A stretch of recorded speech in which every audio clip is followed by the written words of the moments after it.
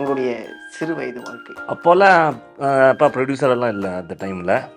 அவர் steel business மேனாக இருந்தார். வீடு வந்து ஒரு 2-3 ரூம் தான் இருக்கும். அட்லீஸ்ட் 50 பேர் அங்கே இருப்போம். ஜாலியாக இருப்போம் நாங்கள்லாம். ஒரு சூரிய வம்சமே இருந்திருக்கேங்க.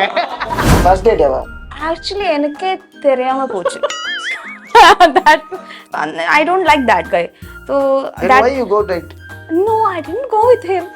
I went with other person. Gopal இவரு டேட் பண்ண குமார் அவரு. உங்களுடைய செலிபிரிட்டி கிரஷை பத்தி டிஸ்கிரைப் பண்ணுங்க. எத்தனை இடத்துல சொல்லணும். ஸ்னேகா பிடிக்கும். ஏன் சிம்ரன் பிடிக்காதா? அது சொன்னா என்ன பிரச்சனைனா, ஓல்டு ஸ்கூலாடா. ஏன் தமன்னா பிடிக்காதா? தமன்னா எனக்கு ஓவர் நைட் ஷர்ட்ஸ் அது அதிகமாக வந்துச்சுன்னா பண்ணுவீங்களா? இந்த வருஷத்தில் 3வது படம் எனக்கு ரிலீஸ் ஆக போகுது. இந்த மாதிரி நல்ல கேரக்டர்ஸ் இருந்ததுன்னா கண்டிப்பாக. இது வந்து ஃப்ரெண்ட்ஷிப்காக பண்ண ஒரு கதையாக இருக்குமா? நிறைய நம்ம காப்ரோல் நிறைய படங்கள் பண்ணிகிட்ருப்போம். ஒரு ஸ்டேஜில் காப்ரோல் வேண்டாம் அப்படிங்கிற ஒரு எண்ணம் வரும். அப்பையும் கூட ஆனால் சில படம் சில கதை கேட்கும்போது நான் நாசர் சார்கிட்ட வந்து ஒரு தடவை சொன்னேன், சார் நிறையா காப்ரோலாக பண்ணுறது, எத்தனை படம் பண்ணுறீங்க? 6-7 படம் பண்ணிட்டேன் சார், இப்போ ஒரு 3 படம் பண்ணிகிட்ருக்கேன் சார். நான் 69 படம் பண்ணேன். ஏன் இந்த படத்தை நாங்கள் பார்க்கணும்? சாதாரணமாக ஒரு பழி வாங்குறதோ கொலையோ மட்டும் கிடையாது. இவங்க தப்பிப்பாங்களா, இவங்க ஒன்று சேருவாங்களா, இவங்களுக்கு புரியுமா அப்படிங்கிற ஒரு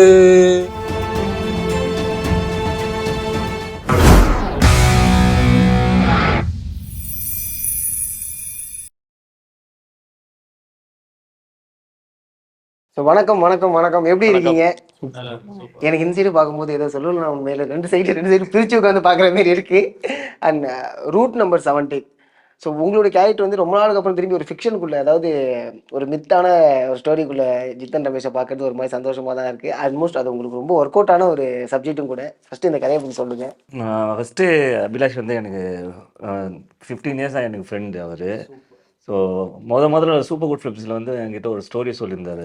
அது வந்து வேறு ஸ்டோரி. ஸோ அப்படியே ஒரு big budget pan India movie அது மாதிரி அப்போவே யோசிச்சிருந்தாரு. ஓகே. ஸோ அவ்வளோ பெரிய பிக் பட்ஜெட் யாருமே இப்போ பண்ண போகிறது இல்லை, நம்ம ஈக்குவலாக என்ன பட்ஜெட் பண்ண முடியுமோ அதை பண்ணி கொண்டு வாப்பா, அப்போ பண்ணலாம் அப்படின்னு சொன்னேன். ஓகே. ஸோ மீன்ஸ் எந்த மாதிரியான ஒன்று மீன்ஸ் நான் இப்போதைக்கு எல்லா கேரக்டரும் பண்ணியிருக்கேன், ஒரு டிஃப்ரெண்ட்டான ஒரு கேரக்டர் எதுவுமே பண்ணதில்லை. ஸோ அந்த மாதிரி கேரக்டர் இருந்தால் ரொம்ப நல்லாயிருக்கும் அப்படின்னு சொல்லியிருந்தேன். ஸோ நான் எப்போ பிக் பாஸ் போனேனோ அப்போது அவரும் உட்காந்துருந்தாராங்க, கொரோனா டைம் அந்த டைமில். ஸோ அவரும் நல்ல மைண்ட் ஃப்ரீயாக இருந்தது, அவரும் நல்லபடியாக அந்த ஸ்டோரி எழுதிருந்தார். மறுபடியும் பிக் பாஸ்லேருந்து வெளியே வரும்போது நான் கோயம்புத்தூரில் இருந்தேன். ஸோ நான் அபிலாஷ் கிட்ட சொன்னேன், அபிலாஷ் ஸ்டோரி ரெடி பண்ணிட்டீங்களா? ஸ்டோரி ரெடி பண்ணிட்டாரு, நீங்கள் சொன்ன மாதிரி அதை விட டபுள் மடங்காக இருக்கும் சார் அப்படின்னு சொல்லியிருந்தாரு. ஸோ ஸ்டோரி கேட்கும் போது அவன் சொன்ன மாதிரி அப்படியே டபுள் மடங்காக தான் இருந்தது. Okay okay okay, nice nice nice. சொன்ன மாதிரி ஒரு ஹீரோக்கு வந்து ஒரு எக்ஸ்பெரிமெண்டல் மூவி பண்ணுறதுங்க சாதாரணமான விஷயம் கிடையாது. ஃபர்ஸ்ட் ஆஃப் ஆல் நம்ம யோசிச்சிருவோம், அவங்களுக்கு அது கரெக்டாக அடாப்ட் ஆகணும், ஆடியன்ஸுக்கு கரெக்டாக போய் கன்வே ஆகுமா, இதை அக்செப்ட் பண்ணிப்பாங்களா, இந்த மாதிரி நிறைய கேள்விகள்லாம் இருக்கும். ஸோ அதெல்லாம் தாண்டி ரூட் நம்பர் 17 அப்படிங்கிற டைட்டில் எதுக்காக வச்சிங்க? டைட்டில் உண்மையிலே லாஸ்ட்டாக தான் ஃபைனல் பண்ணோம். ரமேஷ் சாரை பொறுத்த வரைக்கும் எனக்கு 15 வருஷமாக தெரியும், அவரோட எல்லா மேனரிசமும் எனக்கு தெரியும். அப்போ அதனால் எனக்கு இந்த கேரக்டர் பண்ணும்போதே எனக்கு மைண்டில் அவர் தான் இருந்தார். ஓகே, இவர் பண்ணால் தான் இது செட் ஆகும் அப்படின்னு மைண்டில் வச்சுட்டு தான் பண்ணேன். என்னன்னா 15 வருஷம் முன்னாடி அவர்கிட்ட ஒரு கதை சொன்னேன், அது பண்ண முடியலை அன்னைக்கு. அப்போ இன்னும் பண்ணும்போது நிச்சயமாக அவருக்கு ஒரு இதுவரை பண்ணாதான் இருக்கணும். 2 வந்து அவரோட படங்கள் பார்க்குற ரசிகர்களுக்கு வந்து நிச்சயமாக டிஃப்ரெண்ட்டாக பண்ணியிருக்காருன்னு தோணும் அப்படின்னு மைண்டில் வச்சுட்டு தான் பண்ணேன். ரூட் நம்பர் 17 அப்படிங்கிற டைட்டில் வர காரணம் என்னென்னா, ஒரு ரூட் வந்து இந்த கதைகளை ரொம்ப இம்பார்ட்டண்ட்டான இது. Okay okay. அந்த ரூட்டோட இதுதான் 17 அப்படிங்கிற நம்பர். அப்போ அது கரெக்டாக அந்த சப்ஜெக்ட்டுக்கு அதுலாம் வேற ஒரு டைட்டிலும் போட முடியாது அப்படிங்கிற மாதிரி இருந்துச்சு. ஆனால் இன்றைக்கி எல்லாருமே வந்து அந்த டைட்டில் நல்லா இருக்குன்னு சொல்கிறாங்க. அது கேட்கும்போது கரெக்டாக தான் போட்டுருவோம் அப்படின்ட்டு. கேட்சியான டைட்டில் அமையதே சாதாரணமான விஷயம் கிடையாது. அப்படியே அமைஞ்சாலும் ஆல்ரெடி ரிஜிஸ்டர் பண்ணி வச்சுருக்காங்க. சூப்பர். ஆனால் முதல்ல வருஷலா வெற்றி படங்களில் வந்து நீங்கள் இருக்கீங்க, அது சென்டிமெண்டலாக மதன் அப்படின்னே கூட சொல்லிடலாம். சென்டிமெண்ட்டாக அது ஒர்க் அவுட் ஆகிட்டு இருக்கு. ரூட் நம்பர் 17 எந்த அளவுக்கு உங்களுக்கு ஸ்பெஷலாக இருக்கும்? நிறைய நம்ம காப்ரோல் நிறைய படங்கள் பண்ணிகிட்ருப்போம். ஒரு ஸ்டேஜில் காப்ரோல் வேண்டாம் அப்படிங்கிற ஒரு எண்ணம் வரும்.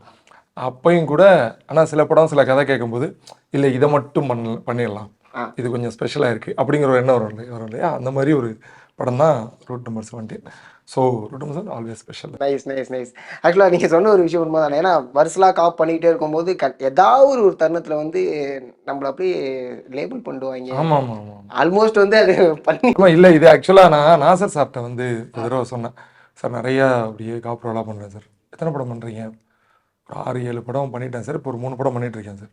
நான் 69 படம் பண்ணேன். நாசர் சார் சொன்னார் 69 படம் பண்ணேன், ஒன்றும் அதெல்லாம் பைசா கொடுக்குறாங்களா? பிரச்சனை இல்லை, கொடுக்குறாங்க சார், பண்ணுங்க வேலை பாருங்க அப்படின்னா அவ்வளோதான். ஆக்சுவலாக இந்த படம் வந்து ஒவ்வொருத்தவங்களுக்கும் ஒரு விதத்தில் ரொம்ப ஸ்பெஷலாக இருக்கும். பட் நீங்கள் இந்த கதையை ஓகே பண்ணதுக்குன்னு ஒரு ரீசன் இருக்கும்ல, இதுதான்ப்பா இந்த ஹீரோ இந்த ஸ்டார் வேலையெல்லாம் தாண்டி கதை ஏதோ ஒன்று எனக்கு கொடுக்குது அப்படிங்கிறது இருக்கும்ல, அது என்னவா இருந்துச்சு? When Abhilash told me the script, I realized that it's going to be a 2-hour proper thriller. It will be a movie to watch for the audience. Okay, They will not feel bored. That's the first thing. Super. When we are spending money, we have to get the returns. Simple. Simple. ஆக்சுவலாக அதுதான் தேவை இப்போ. அவன் கரெக்டாக சொல்லிட்டாரு. ஆமாம், 2 மணி நேரம் thriller படம் வந்து உட்காந்திங்கன்னா எங்கேஜிங்காக இருக்கும். என்கேஜிங்காக இருக்கணும். ஓகே, ப்ரொடியூசருக்கு காசு கிடைக்கும். 2 பேருக்கும், உங்களுக்கும் எங்கேஜிங்காக இருக்கணும், ப்ரொடியூசருக்கும் எங்கேஜிங்காக இருக்கணும். Super sir. ஸோ நீங்கள் இந்த படத்தில் என்ன மாதிரியான ரோல் பண்ணியிருக்கீங்க? Name of that character is Aparna. இது வந்து same, it's just a challenging role for me. இவ்வளோ ட்ரஸ்ட் பண்ணி எனக்கு இந்த ரோல் அபிலாஷ் சார் எனக்கு தந்துருச்சு. So I am grateful for that. இது தமிழ் தான் கொஞ்சம். இது வந்து ஃப்ரெண்ட்ஷிப்காக பண்ண ஒரு கதையா இருக்குமா? இல்லை, ஆக்சுவலி நாங்கள் ஃப்ரெண்ட்ஷிப் ஆனதே கதை இது பண்ணுறதுக்கு தான். அப்படிதான். ஆமாம், அப்படி தான் கதை கேட்டு தான் நான் ஃப்ரெண்ட்ஷிப்பே ஆனது அது. ஸோ அதுக்கப்புறமா நான் ஒரு மலையாளம் படம் பண்ணேன். அவர் ரெக்கமெண்ட் பண்ணார், இது ஒரு பண்ணால் நல்லா இருக்கும், ஒரு காப் ரோலாக இருக்கும், சூப்பராக நீங்கள் பண்ணிங்கன்னா நல்லா இருக்கும்னு சொன்னேன். சரி நான் பண்ணுறேன், அது பரவாயில்ல, நான் பக்கத்தில் நீ இருந்தால் நான் கண்டிப்பாக நான் பண்ணுறேன்னு சொல்லியிருந்தேன். நீங்கள் இல்லைன்னா நான் கண்டிப்பாக பண்ண மாட்டேன், எனக்கு என்னென்ன டைலாக்ஸோ அதை வந்து நீங்கள் சொல்லி கொடுக்கணும் அப்படின்னு. ஆக்சுவலி அவர் ப்ரொஃபஸர், அவர் காலேஜில். சார் எப்படி இருந்துச்சு ஷூட்டிங் ஸ்பாட்டு? கையில் குச்சி வச்சுட்டு இருந்தேன். அப்படிலாம் கிடையாதுல்ல. நான் வந்து சாதாரண ஸ்டூடெண்ட் மாதிரியான ப்ரொஃபஸர். அவங்க ஸ்டூடெண்ட்ஸ் எல்லாமே ஃபெயில் தான். ரொம்ப ஸ்ட்ரிக்ட் இல்லை. ஏன் செலக்ட் பண்ணலன்னு இப்போ புரியுது இல்லை. சரி, ஒரு வாத்தியாரோட கஷ்டம் என்ன தெரியுமா? காலம்பா அந்த பையனை அடைச்சிட்டு வந்து உட்கார வச்சு அவனை படிக்க வச்சு அவனை பாஸ் ஆக வைக்கிறத கூட பாவம் அவங்க வீட்டில் உள்ளதை கூட பார்க்க முடியாது.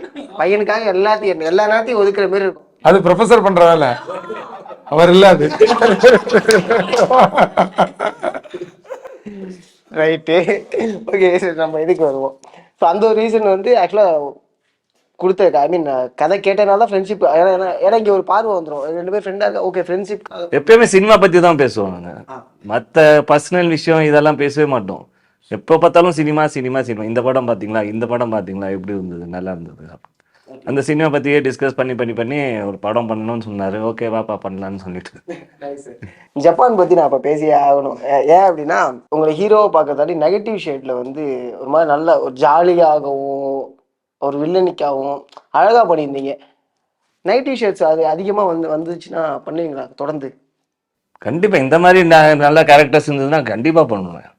ஆனால் டிஃப்ரெண்ட்டான லுக்கில் இருக்கணும், அதே லுக்கிலலாம் போர் அடிச்சிடும். வேறு லுக்கில் பண்ணால், ஆனால் நெகட்டிவ்னா கண்டிப்பாக பண்ணுவேன். நெகட்டிவ்னா கண்டிப்பாக யோசிக்கிறதே கிடையாது அது. கண்டிப்பாக சார். ஏன்னா நிறைய பேர் ஆக்சுவலாக சொல்ல போனால் லீட் ரோலாக ஹீரோவாக பண்ணிகிட்டு இருக்கவங்க வந்து நெகட்டிவ் கொஞ்சம் யோசிப்போம்ப்பா அப்படிங்கிற, பட் ஆனால் எதுவுமே இல்லாமல் எனக்கு அந்த கதாபாத்திரம் நல்லா இருந்துச்சுன்னா பண்ணுறேன் அப்படிங்கிற மிகப்பெரிய ஒரு விஷயம். சூப்பர். ஸோ பெருனா ஒரு செக்மெண்ட் ஒன்று போகிறோம், ரொம்ப ஆனஸ்ட்டாக ஆன்சர் பண்ணால் நல்லாயிருக்கும்னு நினைக்கிறேன். சரிங்களா? உங்களுடைய செலிபிரிட்டி க்ரஷ்ஷை பற்றி டிஸ்கிரைப் பண்ணலாம். செலிபிரிட்டி எத்தனை இடத்துல சொல்லணும்? அப்படியா? அப்போ டாப் 3 போய்க்கலாம். கேட்டுதானே சார்? அனுஷ்கா ரொம்ப பிடிக்கும். எந்த அனுஷ்கா? 2 அனுஷ்கா இருக்காங்கல்ல. அனுஷ்கா ஷெட்டி. அவங்கள ரொம்ப பிடிக்கும். ஏன் பிடிக்கும் அப்படின்னா அவங்க நல்ல கேரக்டர்னு கேள்விப்பட்டிருக்கேன், எல்லார்ட்டையும் பழகுற விதத்துல. அதனால அவங்கள ரொம்ப பிடிக்கும். ஒரு பர்சனலாக பழகி பார்த்துருக்கீங்களா? இல்லை, என்னோட ஃப்ரெண்ட்ஸ் எல்லாம் அவங்கள்ட்ட பழகி இருக்காங்க. அப்போ செட்டில் அப்படி இருப்பாங்க அப்படிம்பாங்க. சாதாரண ஒரு ஹீரோயின் மாதிரி இல்லை, ஒரு ஃப்ரெண்டு மாதிரி இருப்பாங்க அப்படிமா. அதனால் அவங்கள ரொம்ப பிடிக்கும்.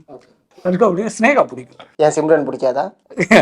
நான் அது சொன்னால் என்ன பிரச்சனைனா, ஓல்டு ஸ்கூலாடா அப்படின்றீங்க. சிம்ரன் ஓல்டு ஸ்கூலா?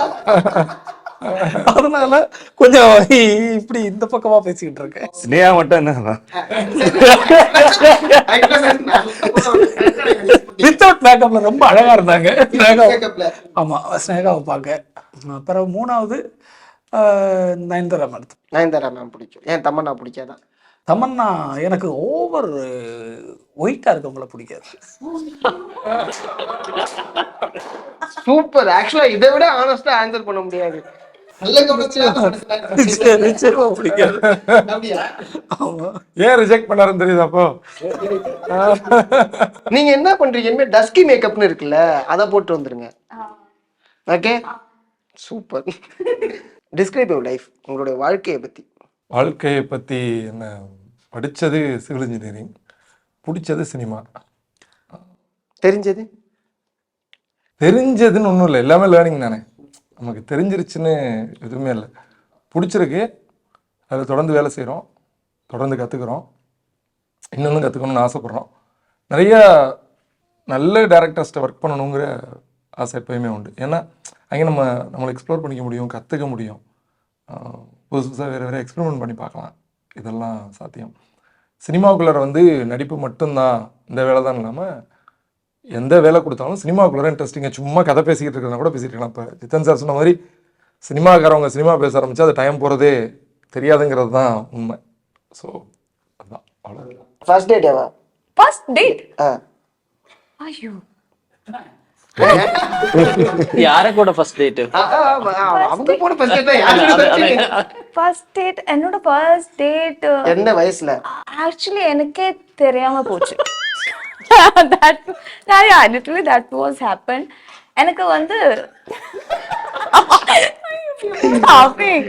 okay, actually one guy, he told me that he likes guy name. Okay, fine. my parents, they no problem. Parents also அவங்களுக்கு தெரியும். அப்ப அந்த டைம்ல எனக்கு இந்த I don't like that guy, so Then that why you go date? no, I didn't go with him. I went with other person. Gopali இவரு date பண்ண குமார் அவரு. அந்த டைம் 6th ஸ்டாண்டர்ட்ல படிக்கும்போது டேட்டிங் வந்து அந்த கூல் பார் இல்லையா? எனக்குலாம் அப்ப டேட்னால என்னன்னு தெரியாதுங்க. ஐயோ, நெஞ்சு வலிக்குது. கூல் பார் போயிட்டு ஜூஸ் குடிச்சாச்சு, அதுதான் என்னோட டேட். அப்ப அந்த டைம்ல அந்த பசங்க இல்ல, I didn't like him, so I told him that I like the other guy. He was my best friend, so I told him that I like this guy, I don't like you. So later on we were playing acting, அந்த டைம்ல start பண்ணியாச்சு. So we were acting பண்ணி, you know, we were doing this, and in between he fall in love with me. Okay. That person. So அந்த டைம்ல என்ன குட்டி போயாச்சு cool park. School park. And he bought me 2 choco bar also. 7th standard படிச்சாச்சு, 8th standard படிச்சாச்சு, 6th standard. 6th standard படிச்சாச்சு. அதுதான். அதுக்கப்புறம் ஒன்றும் இல்லை. நாங்களாம் என்னமா பண்ணிருந்தோம் அப்ப? டபிள்யூ ஸ்மால் டபிள்யூ அப்படிதான் இருந்தோம். ஓகே, நல்ல டேட்டுங்க. பாவம் கூப்பிட்டு வந்த கோபால். என்னோட இந்த மாதிரி எல்லாம் என்னோட எல்லாம் ஸ்பாயில் தான். உங்களுடைய சிறு வயது வாழ்க்கை. சிறு வயது வாழ்க்கைன்னா நாங்கெல்லாம் ஒரு கூட்டு குடும்பமாக தான் இருப்போம். அட்லீஸ்ட்டு அப்போல்லாம் அப்பா ப்ரொடியூசரெல்லாம் இல்லை அந்த டைமில். அவர் ஸ்டீல் பிஸ்னஸ் மேனாக இருந்தார். வீடு வந்து ஒரு 2-3 ரூம் தான் இருக்கும். அண்டு ஒரு அட்லீஸ்ட் 50 பேர் அங்கே தங்கியிருப்போம். அது எப்படி அட்ஜஸ்ட் பண்ணி இவ்வளோ நாளாக நாங்கள் தங்கணுன்னு எனக்கு தெரில. அந்த டைமில் 50 பேர்கிட்ட இருப்போம். அதெல்லாம் நாங்கள் கசின்ஸு எல்லாம். அப்பாவுக்கு 4 பிரதர்ஸு 2 சிஸ்டர்ஸ் அவங்களுக்கு. ஸோ எல்லாருக்கும் கல்யாணம் ஆயிடுச்சு அந்த டைமில். ஸோ அப்படி இப்படின்னு அட்ஜஸ்ட் பண்ணி 1980 வந்து ப்ரொடியூசர் ஆனார் இந்த புது வருஷம் படம் மூலயமா. அப்போ வந்து அந்த படம் வந்து பெரிய ஹிட் ஆயிடுச்சு. ஸோ இமிடியேட்டாக ஒரு பெரிய வீடாக கட்டணும்னு சொல்லி பெரிய வீடை கட்டி எல்லோரும் 50 பேர் மறுபடியும் அங்கே போய் ஷிஃப்ட் ஆகணும். ஆனால் அங்கே எல்லாருக்கும் செப்பரேட் போர்ஷனாக இருந்தது. ஓகே. ஸோ ஒரு கூட்டு குடும்பமாக நம்ம ஜாலியாக இருப்போம் நாங்கள்லாம். ஏன்னா டைம் போகிறதே தெரியாது, சிரிச்சு விளையாடின்னு பேசினே இருப்போம். ஸோ கொஞ்சம் கொஞ்சமாக அப்புறமா லைட்டாக எல்லோரும் அவங்க மீன்ஸ் அப்பா பிரதர்ஸுக்கும் பிஸ்னஸ் எல்லாம் நல்லபடியாக டெவலப் ஆகிடுச்சு. எல்லோரும் செப்பரேட்டாக வீடு வாங்கி தனித்தனியாக போயிட்டோம். ஸோ இப்படி தான். ஏன்னா இப்போவும் கூட்டு குடும்பமாக தான் இருப்போம். என்ன ஃபங்க்ஷன் இருந்தாலும் எல்லோரும் சேர்ந்து தான் போவோம். அப்புறம் அப்போ இருந்த ஒரு விஷயத்தை நீங்கள் இப்போ மிஸ் பண்ணுறதா இருந்தால் என்னவா இருக்கும்? இந்த கூட்டு குடும்பம் தான் தனிமையாக இருக்கிற மாதிரி தெரியுது இப்போது. மீன்ஸ் இப்போ எங்கள் பசங்கள்லாம் மீன்ஸ் விளையாடுறதுக்கு யாருமே இல்லை. அவன் போர் அடித்து செல்ஃபோனில் ஆடுறான், லேப்டாப்பில் போயிட்டு ஆடின்னு இருக்காங்க. ஸோ நாங்கள்லாம் அப்படிலாம் இல்லை, கிரிக்கெட்டு, கில்லி தண்டா, கோலி, பம்பரம் இதெல்லாமே ஆடி இருக்கோம் நாங்கள்லாம். ஸோ அந்த மாதிரி இப்போ பசங்க யாருக்குமே அந்த பம்பரம்னா என்னன்னு தெரில, கோலினா என்னன்னு தெரில, கபடி ஸ்பெல்லிங் எல்லாம் தெரில அவங்களுக்கு. இப்போ தொட்டி இப்படி பட்டாலே வலிக்குதுன்னு சொல்கிறாங்க. டேய் என்னடா டேய். ஆமாம், சூப்பர். ஆனால் இது நிறைய பேர் வந்து மிஸ் பண்ண ஒரு விஷயம் தான். அப்போல்லாம் வந்து போனோன்னா உட்காந்து அப்படியே ஜாலியாக இந்த பாட்டி வீட்டுக்கு போகிறதெல்லாம் இப்போ தான் பாதி பேருக்கு என்னென்ன தெரியாது. வீடியோ கால் பண்ணிட்டேன் இல்லை இப்போ நான்லாம் வந்து இப்போ எங்கள் அப்பா அம்மா அக்கா தம்பி ஒரு 4-5 பேரோட தான் இருந்தோம். நம்ம கல்யாணத்துக்கு அப்புறமா அங்கேருந்து வந்து தனியாக இருக்கிறதே பெரிய அவஸ்தையாக இருக்குது. 50 பேரோட வந்திருக்கிறது பெரிய விஷயம். அது பெரிய விஷயம். செட்டிநாடு வீடு வந்து பார்த்துட்டு போனோம், எவ்வளோ சூப்பர்ல இருப்பாங்க. கண்டிப்பாக பார்க்கும்போதே செமையா இருக்குது, ரொம்ப ஜாலியாக இருக்கும். ஆமாம். ஒரு சூரிய வம்சமே இருந்திருக்கேன். இப்பதான் புரியுது அப்பா ஏன் அந்த படம் எடுத்தாங்க. ஏன் இந்த படத்தை நாங்கள் பார்க்கணும்? இது வந்து இப்போ இந்த வருஷத்தில் 3வது படம் எனக்கு ரிலீஸ் ஆக போகுது. ஃபரனால நீங்கள் பார்த்துருப்பீங்க, அது வேறு கேரக்டராக பண்ணியிருப்பேன். ஜப்பானில் வந்து அது டோட்டலாக டிஃப்ரெண்ட் கேரக்டராக இருந்திருக்கும். இது 2 விட ஒரு ட்ரிப்பிள் மடங்காக இதில் இந்த படத்தில் வந்து என் கேரக்டராக இருக்கும். Plus story, screen play, background score and cameraman, direction, screen play எல்லாமே at the edge of the seat மாதிரி இருக்கும். ஒரு சீனும் 2 hours எப்படி போகிறதுன்னே தெரியாது. அவ்வளோ த்ரில்லிங்காக இருக்கும், அவ்வளோ சஸ்பென்ஸாக இருக்கும். ஸோ கண்டிப்பாக இந்த படம் வந்து தேட்டரில் தான் போய் ரிலீஸ் பண்ணணும்னு சொல்லி பிளான் பண்ணியிருந்தோம். ஃபஸ்ட்டு ஓடிடியில் தான் பிளான் பண்ணியிருந்தோம். ஸோ படம் பேக்ரவுண்ட் படத்தை பார்த்ததுக்கப்புறமா ஓகே இந்த படம் வந்து ஓடிடி படம்லாம் கிடையாது, தேட்டர் வாட்சிங் மூவி தான். ஸோ கண்டிப்பாக தேட்டரில் தான் ரிலீஸ் பண்ணணும்னு சொல்லி தான் பிளான் பண்ணியிருந்தோம். ஸோ அவ்வளோ கான்ஃபிடென்ட்டாக இருந்தது இந்த ஸ்டோரி மேலே. இந்த படத்தில் என்ன பெஸ்ட்டாக இருக்கும்னு நினைக்கிறீங்க சார்? இது த்ரில்லர், நீங்கள் நிறைய த்ரில்லர் பார்த்துருப்பீங்க. ஆனால் இது ஒரு சர்வைவல் த்ரில்லர் அப்படின்னு சொல்லலாம். ஓகே. அது வந்து ஒரே ஒரு வார்த்தை மட்டும் சொல்கிறேன். இப்போ ஒரு ரூம் அறைக்குள்ளே நம்ம மாட்டிக்கிட்டோம், பக்கத்தில் வேற அறை இருக்குது. அங்கே ஒரு அறை இருக்குன்னு கூட நம்மளுக்கு தெரியாது. அங்கே வேற ஆளும் இருக்கிறார், அவருக்கு நம்மளை தெரியாது, நம்ம இங்கே இருக்கோம்னு தெரியாது. இங்கே இருக்கிற ஆளுக்கு அங்கே அந்த பக்கம் ஒரு அறை இருக்குன்னு அங்கே ஒரு ஆள் இருக்குன்னு தெரியாதுன்னு வைங்களேன். இவங்க 2 பேரும் சேர்ந்துக்கிட்டாங்கன்னா ஒரு வேளை தப்பிக்கிறது கொஞ்சம் கூட ஈஸியாகவும் இருக்கும். அப்படி ஒரு சர்வைவல் ஏரியாவும் இந்த படத்துக்குள்ளே இருக்குது. ஒரு இங்கிலீஷ் படம் மாதிரியான ஒரு ஏரியாவும் இதுக்குள்ளே இருக்குது. அவர் சாதாரணமாக ஒரு பழி வாங்குறதோ கொலையோ மட்டும் கிடையாது. இவங்க தப்பிப்பாங்களா, இவங்க ஒன்று சேருவாங்களா, இவங்களுக்கு புரியுமா அப்படிங்கிற ஒரு ஏரியாவும் கூட இதில் போய்கிட்டே இருக்கும், ட்ராவல் ஆகிக்கிட்டே இருக்கும். அதனால நிச்சயமாக சாதாரண ஒரு த்ரில்லர் மூவியை விட கொஞ்சம் கூட என்கேஜிங்காக இருக்குது. காரணமும் அதுதான். ஏன்னா இதை சொன்ன அந்த ஒரு வார்த்தை தான், சர்வைவல் மூவி அப்படின்னாலே நம்ம நிறைய மூவிஸ் பார்த்துருவோம். அது எப்படியா இருந்தாலும் நம்மளை அங்கே உட்கார வச்சிருவோம், எப்படி வராங்க என்ன வெளில போகிறாங்க அந்த ஒரு இன்டென்ஸை ஃபஸ்ட்லேருந்தே கொடுக்க ஆரம்பிச்சதுனால ஸோ அந்த படம் கண்டிப்பாக எங்கேஜிங்காக தான் இருக்கும். அண்ட் நீங்கள் சொல்கிறதெல்லாம் தாண்டி இந்த படம் வந்து மிகப்பெரிய ஒரு வெற்றி ஆகணும் அப்படின்னு சொல்லிட்டு குமுதம் சார்பாக மிகப்பெரிய ஒரு வாழ்த்துக்கள். உங்களோட பொன்னான நேரத்தை எங்களை ஒதுக்குனதுக்கு மிகப்பெரிய ஒரு வாழ்த்துக்கள் சார். நன்றி சார். நன்றி. Thank you so much.